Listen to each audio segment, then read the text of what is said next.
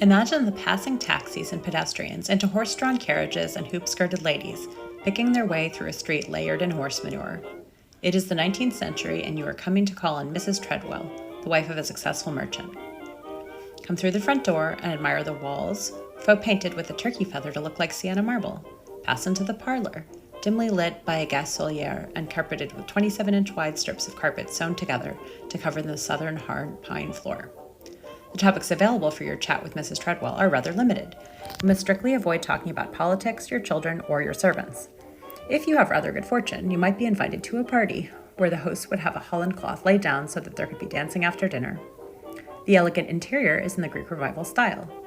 Note the capitals on the columns and the frieze over the doors and the egg and dart moldings. Items in the house currently all belong to the Treadwell family. This home was not furnished on the Treadwell's Grand Tour of Europe. Rather, the details were from builders' catalogs, and the furnishings and artwork were selected locally.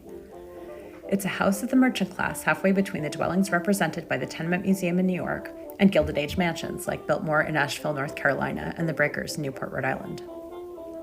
The family room is at the level of a modern garden apartment, and it would have been the warmest spot in the house. The ceiling is lower, and the vibe is casual. The upstairs front parlor was mainly for calling, funerals, and parties, so this lower living room would have been the heart of the house. Heading upstairs, Mr. Treadwell's room faces the street and was the site of his death. After he died, his body would have been laid on ice so that it wouldn't rot during the days between his death and the burial. Mrs. Treadwell's bedroom is large and has a second bed in it for an ill child or a guest visiting from out of town. The large metal object is a bathtub that would have been filled with heated water brought upstairs by bucket.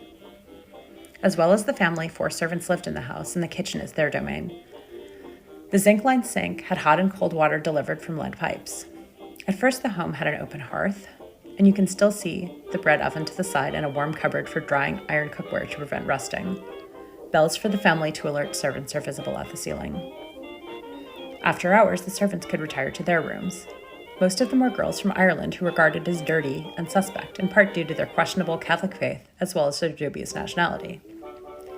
Thanks for visiting the Merchant House with me. I suggest you book a tour for a noon sometime soon so you can admire this time capsule of 19th century merchant class's life in person.